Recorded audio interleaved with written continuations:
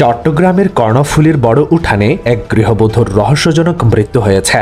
নিহতের নাম জয়নাব বেগম। মৃত্যুকালে তার বয়স ছিল ২৫ বছর। আজ মঙ্গলবার বিকেল ৩টার দিকে উপজেলার বড় উঠান ইউনিয়নের জাগিরপাড়ায় শ্বশুরবাড়ি থেকে তার মরদেহ উদ্ধার করে পুলিশ।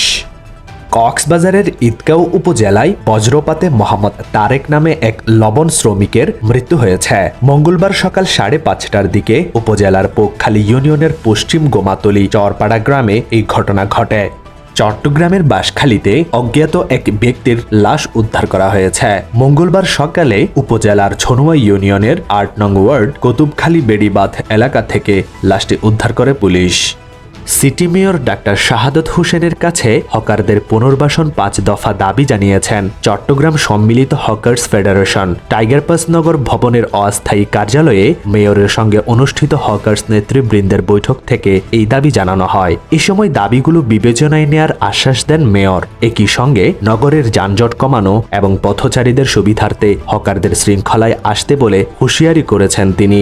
মেয়র বলেন, আগ্রাবাদ আন্তর্জাতিক বাণিজ্যিক এলাকা, এখানে ৫টার আগে হকাররা বসতে পারবে না।